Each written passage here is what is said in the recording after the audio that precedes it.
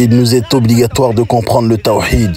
Comment le musulman ne peut pas comprendre la signification de la ilaha illallah? Demande à qui tu veux, ceux à qui Allah a accordé des richesses, une notoriété, des hauts postes, ou même ceux à qui Allah a fait don de diplômes académiques, de haut niveau de sciences religieuses ou non.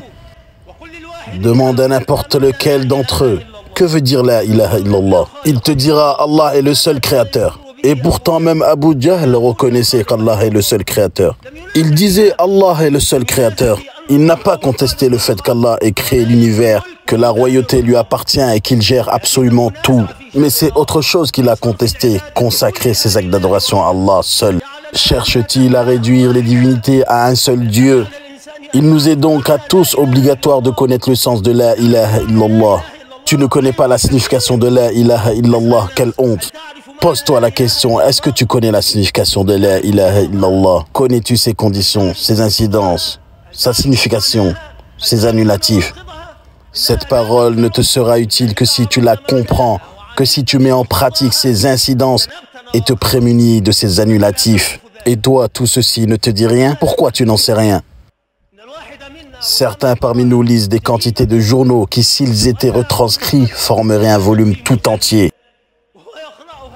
Il les lit matin et soir. Il retient tout ce qui s'y trouve.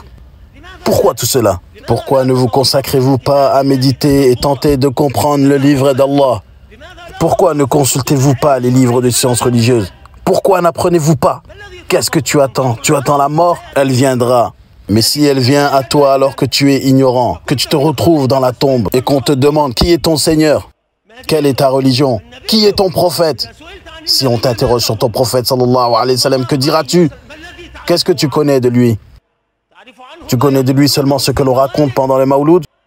Ceux-là même qui donnent des associés à Allah le Très-Haut. Ils disent il a des pommettes rouges, les yeux noirs et d'autres choses encore qu'ils racontent sur le prophète sallallahu alayhi wa sallam. C'est ça le prophète sallallahu alayhi wa sallam? Qu'est-ce que tu connais de lui? Pose-toi la question. Il faut que tu te poses cette question. Qu'est-ce que tu connais de l'islam? C'est quoi l'islam? C'est quoi la religion? Quelle est cette religion avec laquelle tu as rencontré ton Seigneur et sur laquelle tu seras interrogé dans ta tombe? Réveillez-vous, réveillez-vous, qu'Allah vous fasse miséricorde. Il n'y a plus de temps et Allah est celui qui assiste et c'est à lui que nous nous en remettons.